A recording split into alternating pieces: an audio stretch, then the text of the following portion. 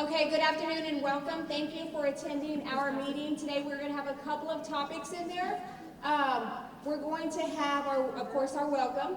We're going to have some Title I information slides. You're going to hear about some safety updates by the superintendent. We're going to hear some finance. You'll hear from ACE, and then we'll recap, and then we'll go into breakout sessions. Breakout sessions will be here, elementary, pre-K through second grade. Where's Miss Salinas? Miss Becca? Pre-K through fifth grade in this area, but the first table? First table was pre-K through second, third through fifth? Yeah. Okay, the first table will be pre-K through second, and the second table will be third through fifth grade. Here you can pick up your junior high report card, and here you'll be able to pick up your high school report card. So attending our campus and district representatives, we have our superintendent, Mr. Conrad Ganthu. He'll be presenting today. You have our campus principals, high school, Mr. Quigg, Miss Salinas, and myself, Miss Nohasa. And we have our site coordinators for ACE, which are out in the foyer, I believe. Miss Stephanie Briones for the elementary, Mr. Mark Buheider for the junior high, and Miss Amanda Aguida for the high school. So just so you know, along with the Title I program, ESSA requires Title I schools to conduct an annual meeting. That's what we're doing here today.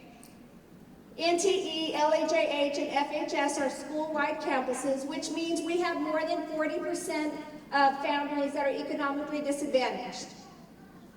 So for Title I Part A, all of Freer ISD gets an entitlement of $324,492. So for NTE, that's broken up, as you can see there, science, social studies, math, reading, language arts, professional development for our teachers to travel, refreshments for parent meetings just like tonight, and also for extra duty for tutoring during the school year and during the summer. Same thing for LHAH.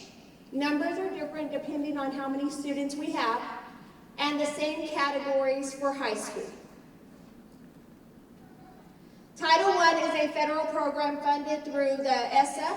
Title I is designed to help students achieve proficiency on their Texas Academic Achievement Standards.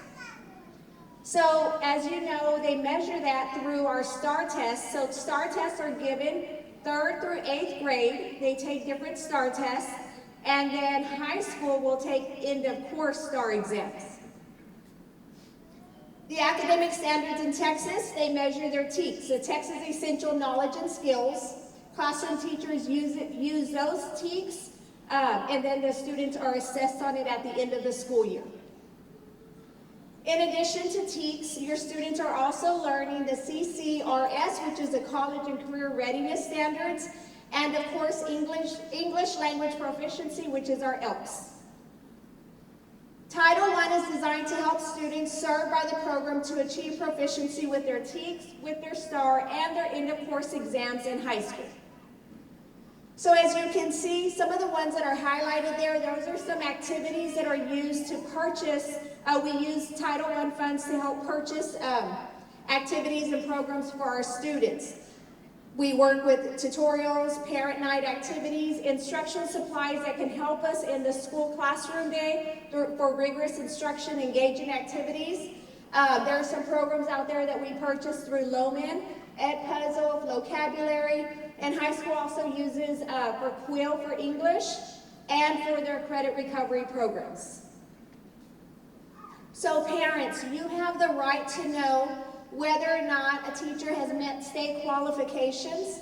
You have the right to know whether a teacher is teaching under an emergency certification, and you also have a right to know what their baccalaureate degree is in.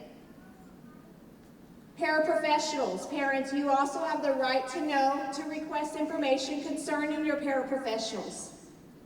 The qualifications for a paraprofessional is an associate's degree, or 48 hours of college or university, or the training that allows our paras to be paraprofessionals, a paraprofessional training.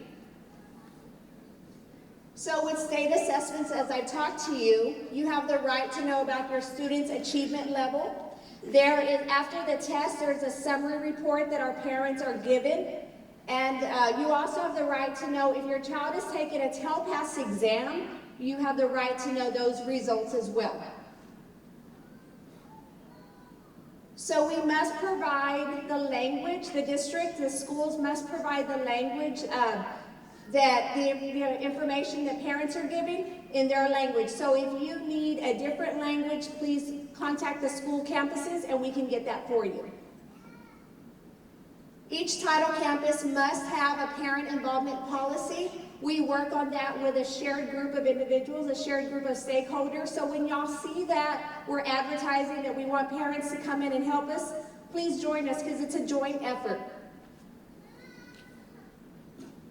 The meeting that we had this past summer, it was in June of 2024, so you'll see it next year in the spring or in the summertime.